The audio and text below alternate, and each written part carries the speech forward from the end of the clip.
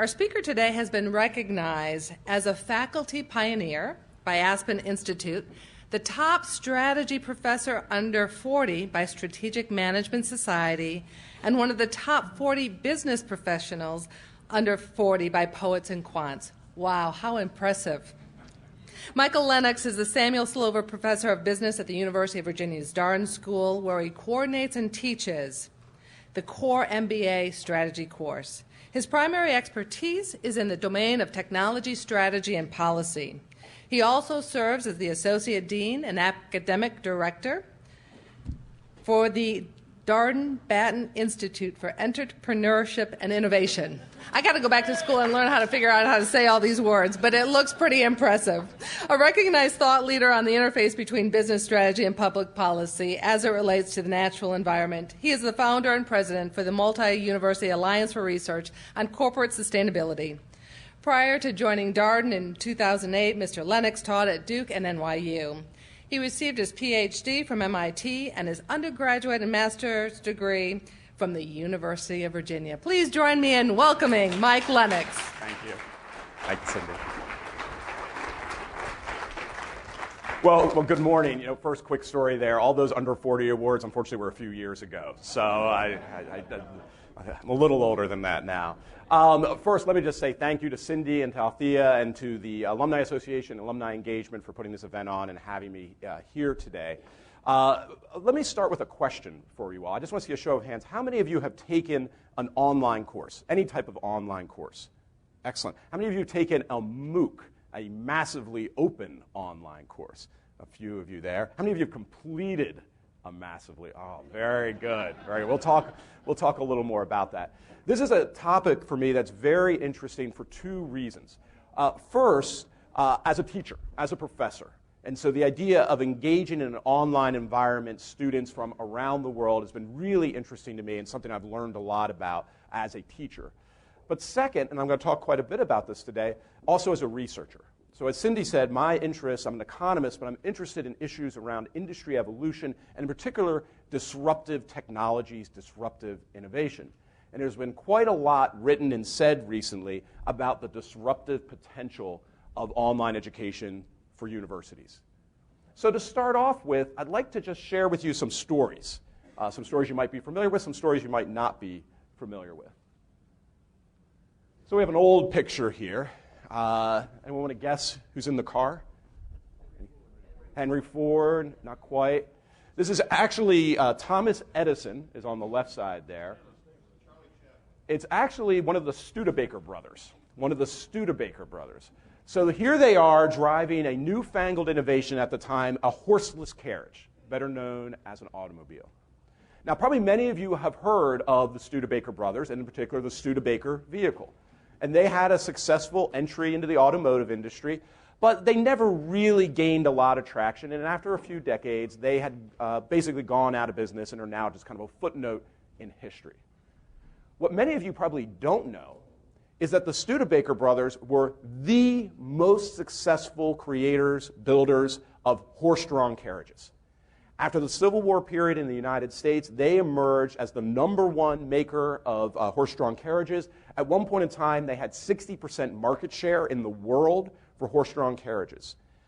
If we were going to go and look at some of the top entrepreneurs or business people of that period, the Studebaker brothers would be on that list.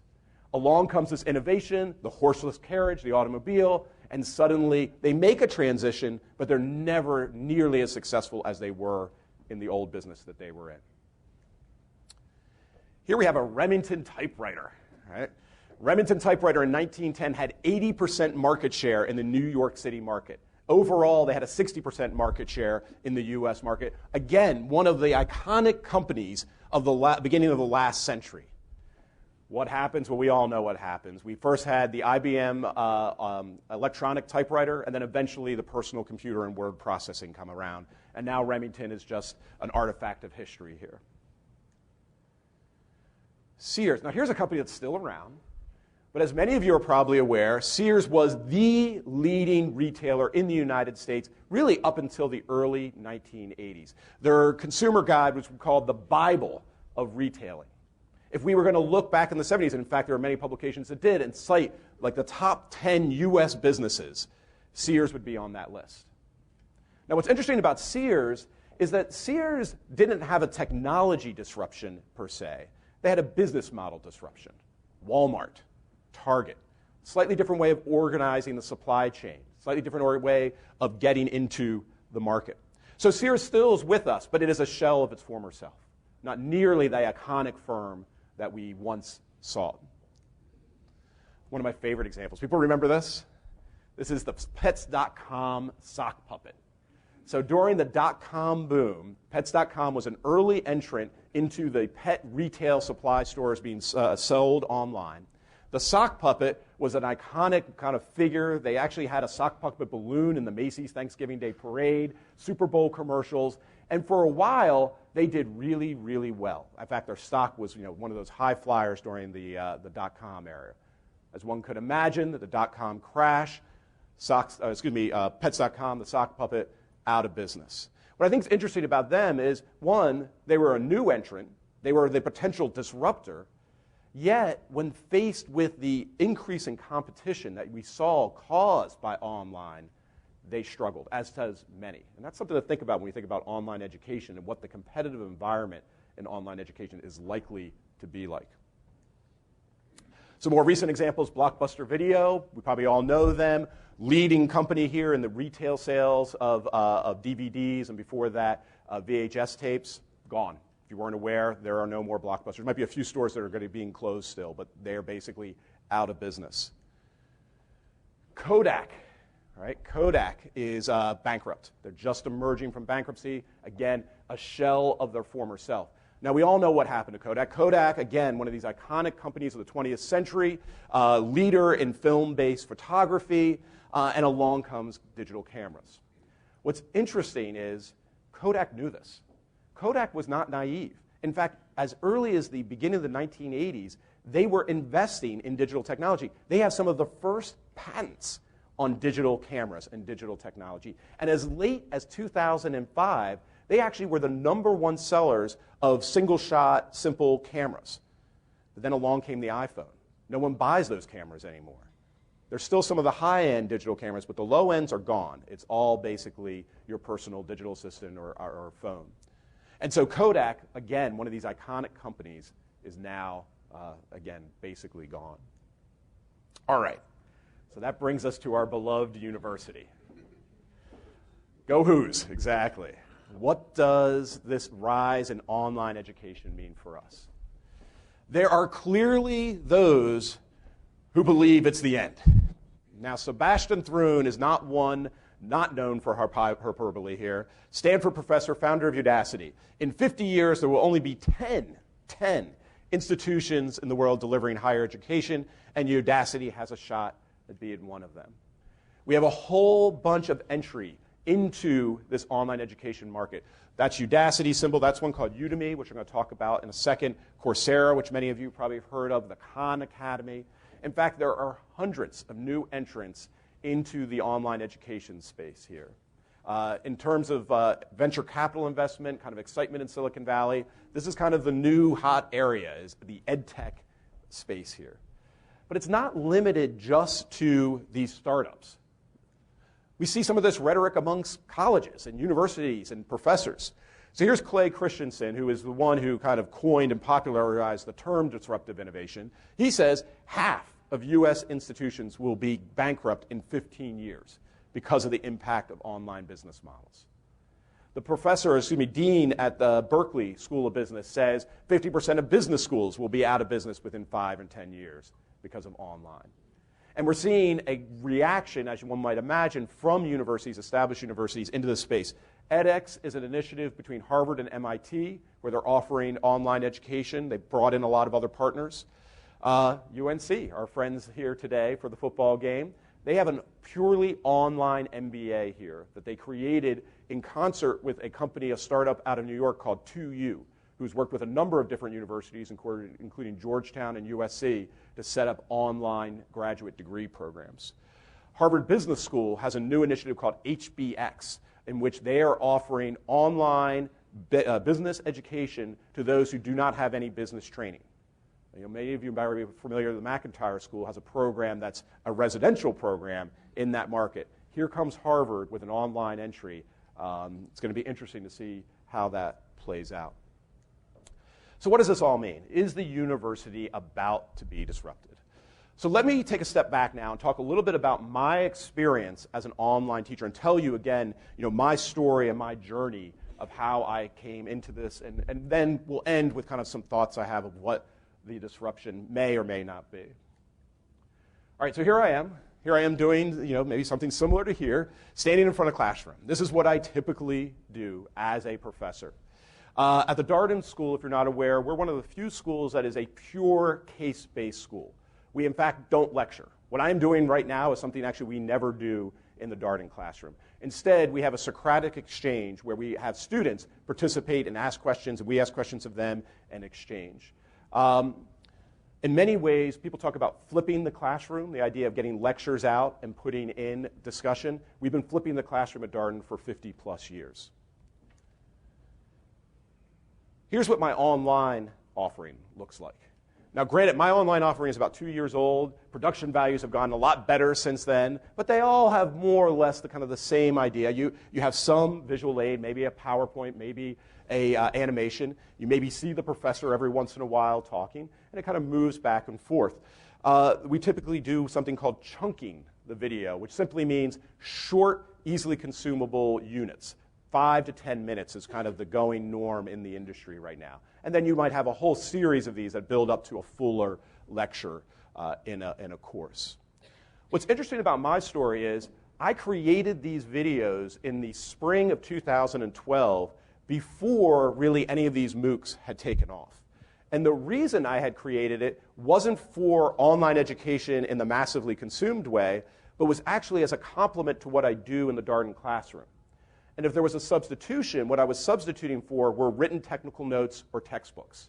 I thought this might be a more effective delivery method than just giving a written technical note. As I joke with my students, instead of a dry technical note, now you get to watch a dry video of me instead. So it's interesting to note that this wasn't trying to substitute what I do in the classroom. This is a complement. And in fact, for the last 3 years, first-year Darden MBAs who take my strategy course or any of the strategy courses get access to these videos as part of their preparation for coming in to the classroom. So this is the spring of 2012, and as I was creating these videos, I was contacted by a company called Udemy. And Udemy had something called the Faculty Project, where they had contacted a number of leading faculty to help create materials to put on their platform. Well, this was kind of a no-brainer, because we were already creating the videos. It was very easy now to port it over to their platform. Their platform is what I'd like to call an asynchronous platform. Asynchronous in the sense that you can consume the materials whenever you wanted, and asynchronous in the sense that there was no beginning and end to the course. So you can go on right now, log in, and get full access to all the materials and watch it at whatever pace that you would like. Their business model, if you're curious, is they have lots of materials that are free, including my course. It's a free course. However, they do have other courses that you pay for. And the rates are usually $50 to about $200 that you would pay to get access to these videos and the like. In April of that same spring, 2012, Coursera was created. And by June, there was a team of us who were actually at Coursera's headquarters discussing their new platform. It was interesting, very much Silicon Valley startup. They were about a mile away from Stanford's campus in Palo Alto. They had just basically a shell of a company. You go in there, they had no furniture, they had about 5 employees, but they had big rhetoric, big visions here as they started off. By July, we had an agreement with the university, and we began to have faculty plan to offer courses through the Coursera platform. And I was one of the faculty who was one of the first to offer on the Coursera platform. Coursera is what I'd like to call a synchronous asynchronous model. So you can still consume the material at your leisure, but there actually is a beginning and an end to the course, and we roll out the information on a week-to-week basis. Now that allows us to do some interesting things that we couldn't do in the Udemy course. So for one, there's a weekly exam. In my case, it's a multiple choice exam graded online, and you can do the material as you move through, progress through the course. The second thing is you now have a cohort of students taking that course. And so we would do a case discussion. like, but not quite like, what we would do in the Darden classroom. Like the Darden classroom in that there would be a written case that they would read in preparation, but then they would use the online discussion forums to have a conversation about that case. And because it was asynchronous, it wasn't happening in real time. It was somebody might post something, and then a few hours later, somebody might post a response, and that would continue for days or even weeks on these discussions about the cases. The final piece that was unique was we created a final project. So we have an actual written analysis they have to do of a company of their choosing, a strategic analysis given my course.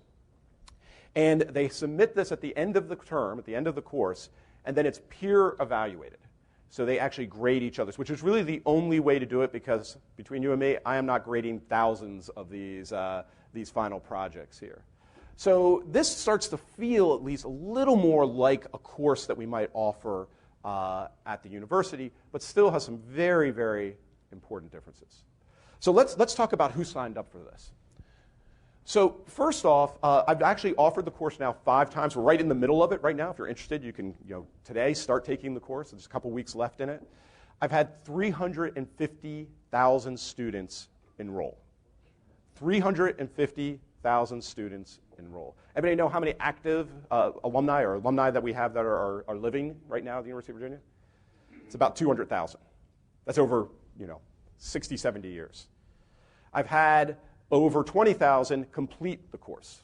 Now, a lot of people wring their hands saying, wow, it's a small number versus the 350. 20,000 is 5,000 more than the entire graduates of Darden through its history. It's about 15,000 alumni at Darden through its entire history. 200 countries represented.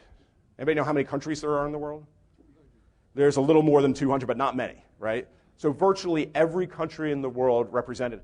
Again, small percentage that complete it, but 168 countries represented amongst those who completed the course. Again, the scale is absolutely amazing. Now, who are these students? What do they look like? Well, this might be surprising. People think of an 18-year-old when they think of a college student. Our average age, 35.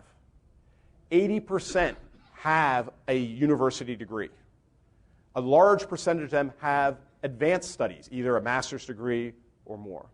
If I was going to characterize the typical student, it is a mid-career business professional who's looking to improve their skill set and apply it in the job that they're working for, or perhaps a new position that they're looking to have. Now, of course, that's somewhat unique to my course because it is a business course. But the need use here is very interesting. So we had a lot of small business owners. We had a lot of entrepreneurs taking my course, again, who are trying to improve their work environment, trying to improve their competitive situation. You can see, again, the geographic spread here, not surprisingly, a lot in Europe, a lot in the US. My course was translated into Portuguese, and so what you see down here, Sao Paulo, was actually the single largest city in terms of number of students, over 6,000. Over 6,000 students from Sao Paulo, Brazil, alone who were taking my course. Similar numbers throughout India there is another area where there was large numbers. Not to brag, but I've been named on the top 10 list for Brazilian MOOCs. I was named recently on the top 10 list for Russian MOOCs. It's fascinating. And so the breadth and spread of these is amazing. But probably even more heartening as an educator are some of the use cases. So this is a program, the Yala Leaders, which is bringing together Palestinians and Israelis and Arabs in general with Jewish students to try to build connections and try to build, in essence, peace between these people by bringing them together in educational settings. They took my course. So they contacted me that they were going to all come through and take my course. I had a student group in Argentina, similarly, who got together, and I actually did a little web chat with them about my course. They had about 30 or 40 students taking it. I had a Peace Corps volunteer in Mongolia who got 30 students together there to go through my course as a cohort, and they met every week and discussed the course and discussed the cases, residentially, as they were taking my online course. I had faculty at other universities contact me that they were using my course as the basis for their course, which I have to say is a little bit disturbing, and we can talk more about whether that's fair use of this, of these offering technologies. I had a homeless woman reach out to me and apologize because she had been unable to watch the videos for 2 weeks because of her temporary housing situation. There was a group of women who were survivors of domestic abuse in Ohio who had a program where they got together. They were taking my course as a way to help them be successful small business people to get on their feet. I had a 12-year-old reach out to me who was taking my course, who was an entrepreneur. He was already on his third business and, in fact, had been highlighted in the national media for his success as a 12-year-old entrepreneur. One of the interesting collaborations that I did from day one was with a company called Coursolve, who had reached out to me. Just an amazing group. The leader is a Rhodes Scholar, really smart guy. And he had this interesting idea that if you have all these students doing a project, why not have them meet up with organizations that are looking for projects to be done for them? So this platform allows students and organizations to find matches. And we've had a lot of interesting, successful examples where our students are doing real-world projects for companies and organizations through the Coursolve platform. Just to share a couple of them, we had a number of nonprofits. So this is, once again, how to do a strategic analysis. So do a strategic analysis for the Alliance for Refugee Youth Support and Education. And here's another nonprofit called the Food Recovery Network, again, where we had teams of students going through my course doing a project for this organization. What you learn is there's just an incredible amount of talent out in the world. Students from all over who don't have access to the higher education that we take for granted sometimes here in the United States. And so they're desperate to prove themselves. They're desperate to have those opportunities. And they love being able to reach out and work with groups like this to show that they can do this level of work. All right. So what does this all mean? What does this all mean for the university? So some observations. First off, I would argue that online education is still emerging. Now, what's interesting is online education has actually been around for a long time. If we think about correspondence courses, they go back like 100 years. People remember the video courses from like the 70s and 80s. They're still around, the great courses where you get the DVD. So they're still around. Online, again, goes back at least to the rise of the internet, if not even before. So we're talking the mid-1990s, maybe early 1990s. However, I feel like we're at an inflection point. So one of the common observations we see in technology after technology is what we call the S-curve. Early on in the history of a technology, there is often a period of low adoption and a lot of experimentation. The automobile, decades before it really took off. A lot of even like consumer electronics have this path where they'll be around for a while and then they'll take off. You know, if you remember the old personal digital assistants, even from Apple, what was it called, the Newton, back in the mid-90s here, it took Apple like 20 years to figure things out with the iPhone and the iPad and the like. So I think we're really seem to be at that inflection point where we're really seeing a takeoff in our learning and understanding of how to do online education. We're seeing massive entry into the space once again. One of the areas I do research on is what is a common phenomenon of a shakeout within an industry. And what you typically see is at the early stage of an industry, you get massive entry, and then competition ensues, and there's a shakeout where you see a lot of firms either exiting or merging and being acquired together. We're still at that growth phase right now with lots of different entrants in there. Don't be surprised, a lot of the big players that we see entering in, the new startups, they're going to go out of business. That's just the nature of the beast, and that's going to continue over the next 5, 10 years, probably play itself out.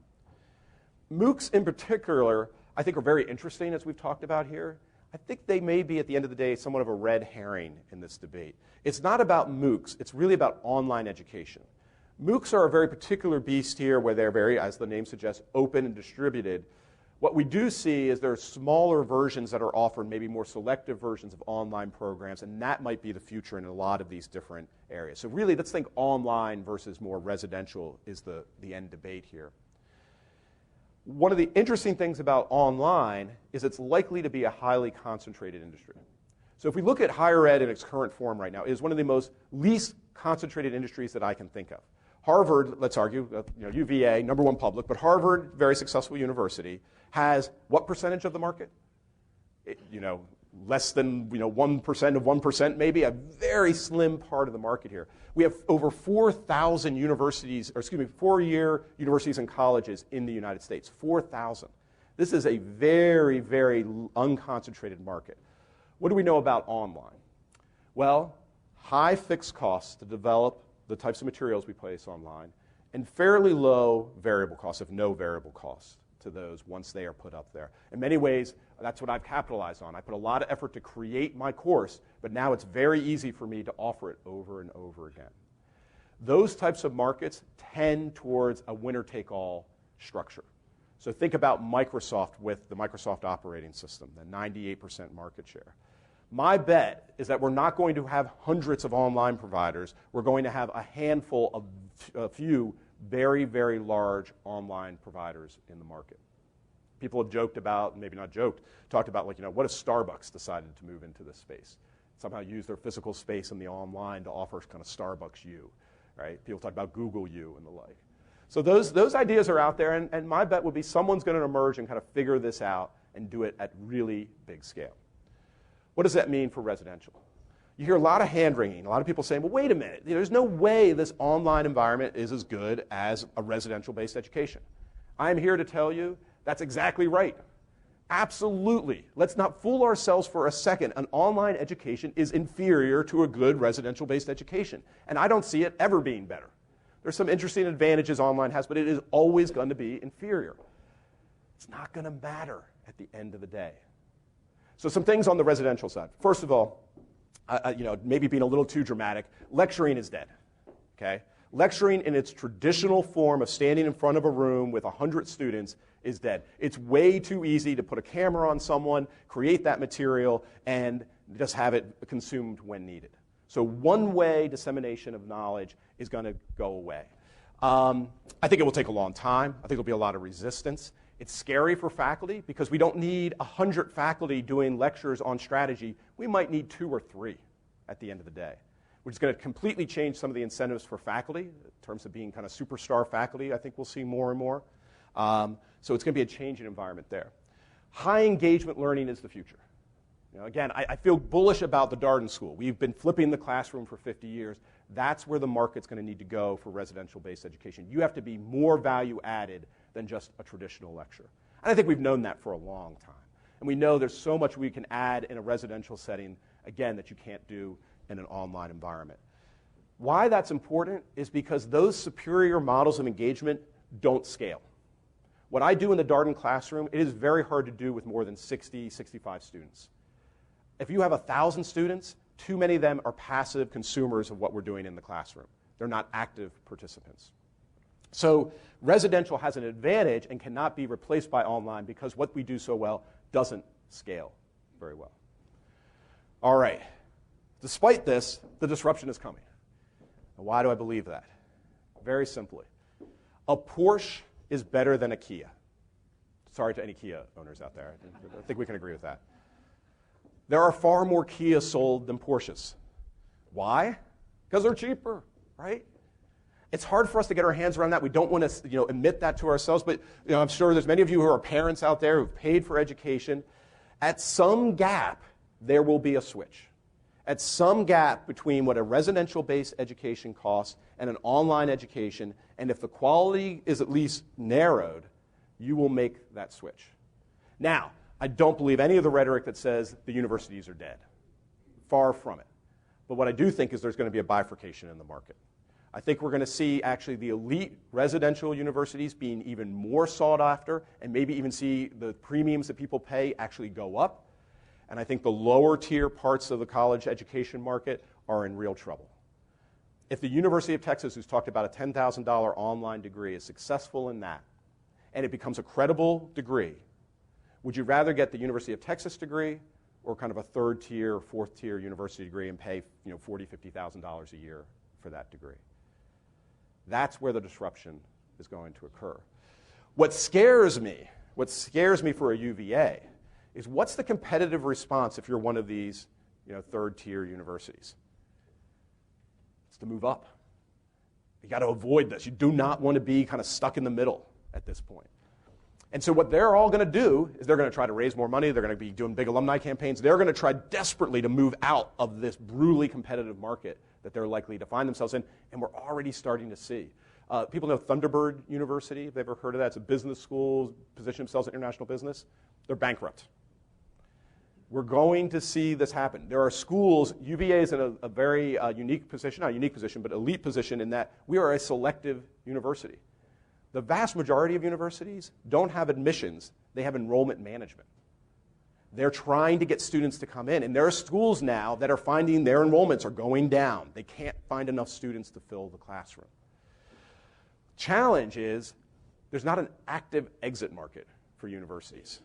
If I'm right about the future, consolidation doesn't matter. You take two residential universities and combine them, then you just multiplied the problem. You haven't solved anything there. You have endowments, you have alumni. How does an existing university go out of business? It happens, by the way, and I think it will increasingly happen, but it will take a long time. So I think what's going to happen in the short run, again, is this race to the top. Everyone's going to try more and more to be amongst that elite set of schools to avoid this mass competitive market that I think is going to emerge. Now, the big question is, where's the Mendoza line? Where do you need to be? And there, I don't have a good answer. Is it 200 residential-based universities? Some say it's going to be 20 residential-based universities. And again, I don't have a crystal ball to know that. But I do feel like out of the 4,000 universities we see, there's going to be some disruption taking place here. So let me end with one last slide, and then I do want to open it up to questions. Lest we lose faith here, the good news is universities are enduring institutions. In fact, I would argue next to the church or next to religion, universities are the most enduring creations of humankind. So here you see the founding dates of some of our universities, some of our churches, and then you add in things like governments. There's some arguments about this, but arguably the USA is actually the longest standing government in the world right now. Single government moved forward. Switzerland, 1815, probably is the next one on the list. You look at companies. Some of our longest-standing, venerable companies, ExxonMobil, it started at Standard Oil, General Electric, IBM, 150 years old. So universities, we go back to 1088 here, the University of Bologna. You have the University of Oxford. So there's something about at least some of the established universities that they're not ephemeral. They've been here a long time. So I take this as kind of hopeful, looking forward, that the university as we know it will continue to persist. It will continue to be successful, but there is a disruption coming, I believe. So let me end there and open it up to questions. Where does the honor system fit into this? Oh, that's a great question. It's interesting. The MOOCs themselves do not, I would not classify them as university students in the same way. They're lifelong learners who are consuming at their own rate. And it's a great question of how we think about them in terms of our other norms, but I think now we don't view them as students in the way we do others. So they aren't falling under the same set of norms and traditions that we have. Technology is trying to solve some of the cheating issues. That's something I think Coursera and others are really pushing hard, is the ability to actually verify that people are doing the work that they say, but that has a long way to go before they can be confident in that. I think for the UVA, the honor system, as it always has been, is an incredible part of our value proposition. And it highlights, again, that can't be replaced by online education. So, again, that's what I think the elite schools, those are the types of factors that allow us to be differentiated players in the market. Got one back here. Yeah. Yes, a very interesting observation of the evolution of the business world, manufacturing, part of it, and the consumer aspect.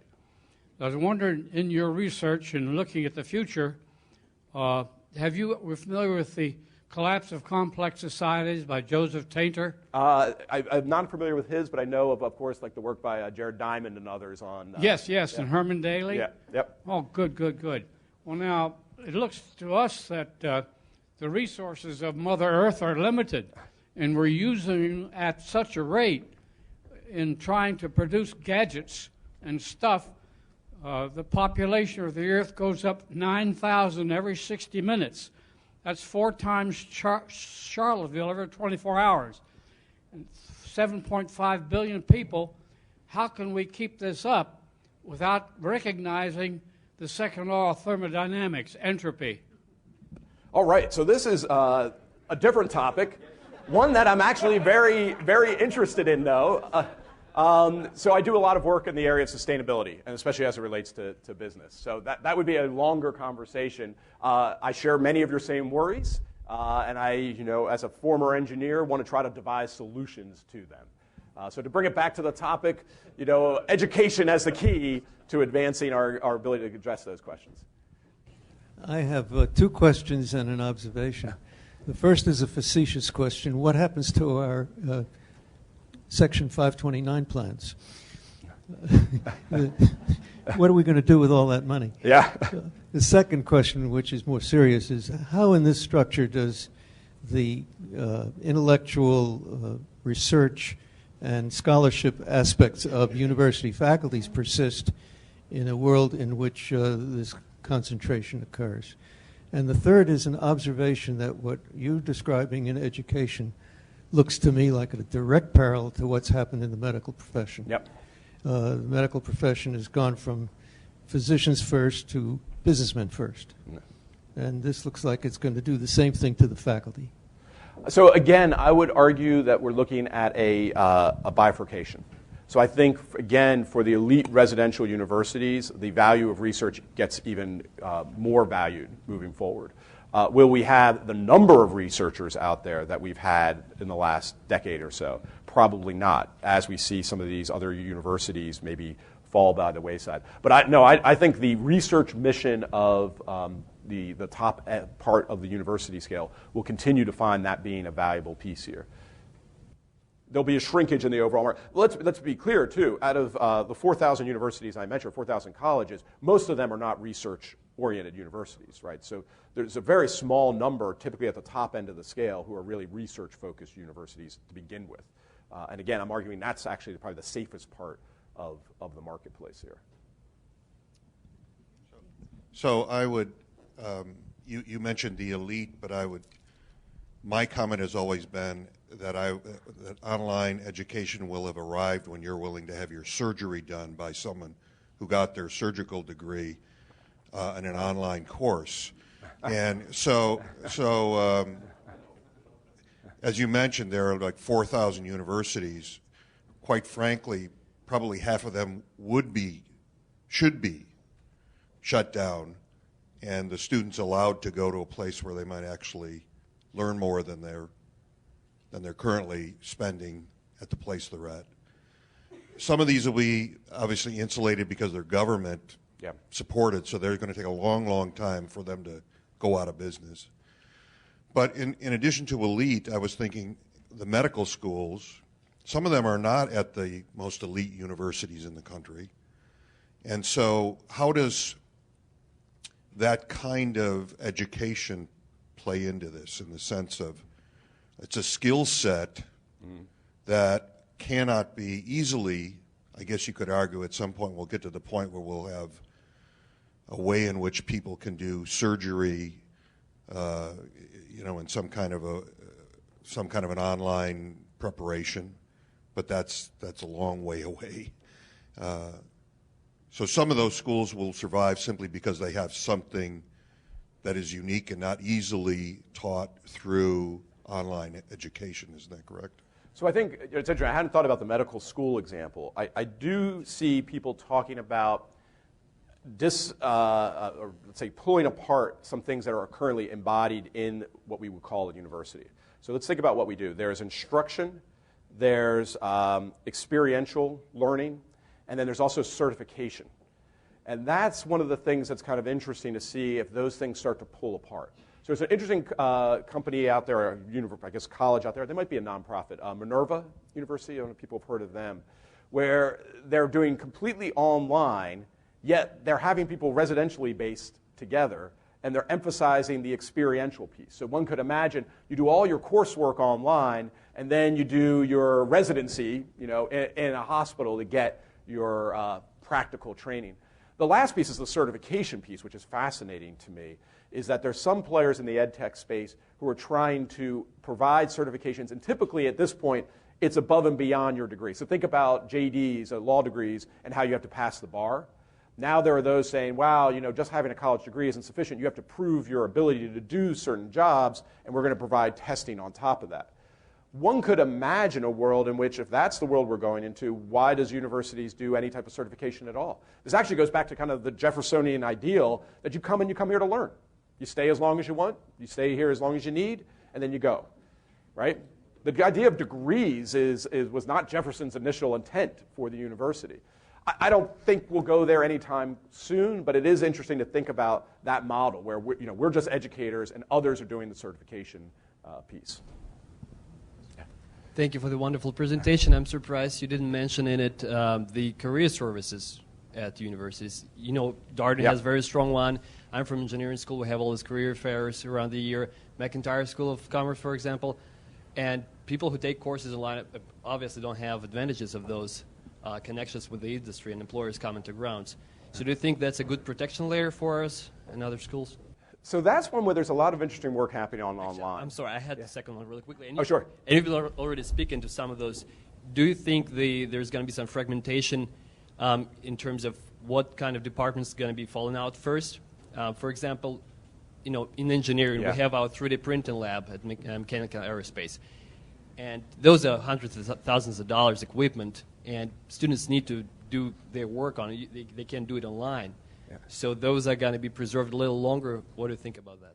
So your first question about career services, there is a lot of interesting things happening online. So Udacity is one. A lot of these companies, because these are companies, are looking for their business model. And so Udacity has been trying to operate under the assumption that they could be a labor sourcing for large corporations. So they partnered, for example, with AT&T on a project. There is a lot, as I talked about, of talent out there in the world that doesn't have access to career services like that UVA provides. Online is allowing people now to get credentials to prove themselves and then use that perhaps as a way to get access to jobs. So again, it's not necessarily superior to what we do, but it is interesting to see that the market's trying to solve that problem for people. CoreSolve that I mentioned sees that as one of their large value adds, is that students who go through and do a project for a company now have someone naturally able to do a recommendation for them. And they link in with LinkedIn. So when you have your LinkedIn profile, now you can have these recommendations saying, student X did a project for me. I was very impressed. They did X, Y, Z. And so there's an ability for them to get those types of endorsements and the like that they wouldn't get historically if they weren't part of a school. I think the other question about the things like the 3D printing and the like, clearly, again, there are certain parts of the experiential learning that we provide that is not replicable online. Yeah. Could you talk about the elephant sitting in the corner of the room, the unpleasantness of a few years ago? Do I have to? All I'll say is we were at Coursera 3 weeks before all that hit. We signed a contract, a few weeks after that. There was a lot going on at the university about online education. I think the second thing, and I think this is important, is that, and I worry about this, and I'm not, again, this is a broader statement. You see the Sebastian Thruns of the world out there. He's out there saying, don't go to college is going to be gone, and this rhetoric is obviously just being picked up by the popular media. The idea that the University of Virginia, given our elite status, is going to disappear in the near future because online education is going to replace us is foolish. That is not going to happen. Similarly, the idea that the University of Virginia should become an online provider, from my strategy side, says that doesn't make a lot of sense to me. Now, that doesn't mean we don't play online. It doesn't mean that there's ways in which we have to leverage what's going on to enhance our own current offerings and play somewhat in that. But the idea that let me put it this way. What we've seen historically in other industries that are disrupted is that the incumbent players are rarely the ones who survive the disruption or are the disruptors themselves. It's usually the new entrants who are coming in with new ideas, who have the freedom to pursue it, that really become the providers there. Will we see an established university become my kind of big online provider? Maybe. My bet would be it's going to be on a new entrant. It's going to be someone coming in without the burdens of the existing university who devise a new way of giving online education. So again, we should be concerned. We need to pay attention to this. But the kind of broader rhetoric that this is the end of the university seems very, very misplaced to me. This is a curiosity question, but you spoke about these thousands of students in 200 different countries and peer review. How does that work? So it works okay. How's that for a diplomatic response? The way, if you look at Coursera will talk about peer review, and if you look, it's very correlated with faculty review. And I actually believe those results. The problem is the variance is much, much higher. So for an individual student, you could get the bad luck of the draw and get 5 terrible reviewers and get a terrible grade. So again, on average, yeah, it actually works pretty well. But that doesn't matter to the individual student who gets the bad luck of the draw. So the problem, of course, is I'm not sure what the other solution is in these massively open online courses for peer evaluation. Again, I am not going to grade 20,000 final projects. So I think that's an area that there still needs to be a lot of improvements on the online environment side. Credibility of the university or whatever institution is going to grant a degree that they're doing a good job. Yeah, and I think what you're seeing as a result is where there's been the most progress are those types of courses and coursework that lend themselves to very objective grading. So if you can do a multiple choice exam, if you can do a problem set where there's a right or wrong answer, they're doing well. So computer science is doing very, very well. Some of the engineering disciplines. It's probably going to be a long time until we see like an online English degree that is really, really robust and scalable. Yeah. Because of either content or technology, what do you expect to be the life expectancy of your class?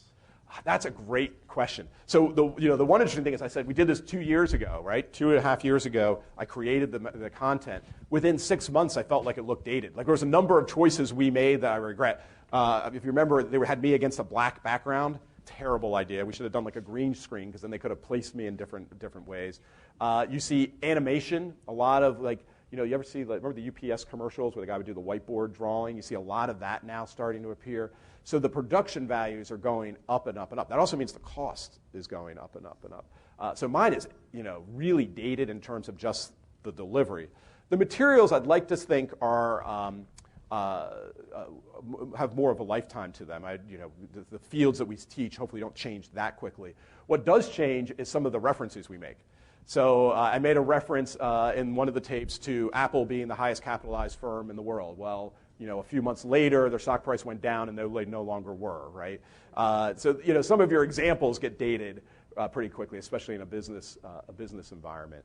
But one hopes that it has some length. So I don't know. How's that for an answer here? I'm gonna milk it as long as I can. And Are you planning a revision right now? No, but I am planning to do another course. That's my thinking right now. So as you know, I do work in technology, strategy, and innovation, so kind of a follow-up course that's more specific to those topics is my next offering.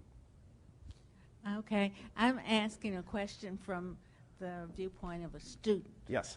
And if the student takes an online course at Darden, Yeah. and also residential courses at Darden, how are those grades going to be compatible, and how does Darden view the overall, the online as well as the residential in grade points? So this is where, again, online has a lot of development to go. So to be clear, my course online on Coursera, my students aren't taking it. The videos I give to them as they take my regular residential-based course, but they're not taking the Coursera course. Coursera, technically, is the one who gives the certificate, not the University of Virginia. And it's a certificate. You guys can help me understand what a certificate is, because right now it's not credit, and it's not clear what a certificate is. I'm very clear, and I've been clear since day one, that my course is not equivalent to what I do in the Darden classroom. I would not give the same credit for my online course to what I do in the Darden classroom. Again, I see a lot of hand-wringing about this and people upset. I saw a lot of my colleagues in the College of Arts and Sciences when they were doing their online courses, they really wanted to make it equivalent. My response is, why? Right? This is lifelong learning, more or less. This is for people to improve their skill set. Whether it meets our 1.5 or 3 credit course is somewhat irrelevant. Now, that's for us doing the MOOCs. There are others, like I mentioned, UNC has an online MBA. They need to figure that out. They need to feel comfortable that that material you're going through is sufficient for them to stamp the UNC MBA degree. The way they're addressing it, just if you're curious now, is they're limiting the number of people who can go take the online MBA. And in fact, their advertisements are, this is the online degree you can't get into. It's an interesting kind of selling point. But, I've talked to some of UNC grads. I mean, there is worry about, dilution of their MBA for those who went through the residential piece when you've got this online degree out there. But the way they're handling it is they're still being selective. Two questions. Okay. As a quick follow-up, how many, if any, of the 350,000 ever wind up on the grounds? So I don't know the answer to that, and I really want to. Darden this year had more Brazilian students enroll and apply and enroll than we've ever had before. I can't say the causation is me, and I don't think it is, because we've also been spending more time going there in general. But that's a great question, and we really need to verify, like, have we had students? I know we've had students take the course who've then enrolled, but I don't know if the causation is there. I haven't had anyone say to me, yes, I came to Darden because of your course yet. I'm still waiting for that. Got one last question? One last question. Hi. This is coming from the heart of a baby boomer and concern for our younger generation. One of the things in any business, education is obviously a huge business. And one of the things you look at is the return on investment from the customer's perspective. And one of the concerns I have is, and I'm sure a lot of other people have, is when you look at the shrinking job availability to people, and through outsourcing, through automation, it's just like they were saying recently on the news, even McDonald's, they're going to replace the employees. If the minimum wage is increased, they'll replace them with automation. Robots will do it because you don't have to pay benefits. Half of the cost of an employee is benefit package. So if you can replace it with a machine that's more efficient and effective and you don't have benefits, business people are going to do that. So we have an environment where we have a shrinking availability of jobs, and it's become very evident. A lot of, like 50% of college grads were having difficulty finding jobs living at home with their parents. So you have that kind of environment. And from an education perspective, like your business, you have to eventually come up with innovation and ideas of how to overcome that problem. Because if there's no purpose in getting educated, we all were convinced the higher the degree, the better the education, the better job, the more income you're going to make. That's the selling point. But if there's not a job for the people out there, and if the job is a lower paying job, like a lot of the manufacturing and higher paying jobs converted to the support industry, service industry, working in hotels. A lot of the jobs are going from full-time to part-time, and that's going to be exacerbated very quickly in the near future. So people will be making less money. Their benefit packages will be eliminated. The kids are paying for Social Security that they'll never get a penny back in return for.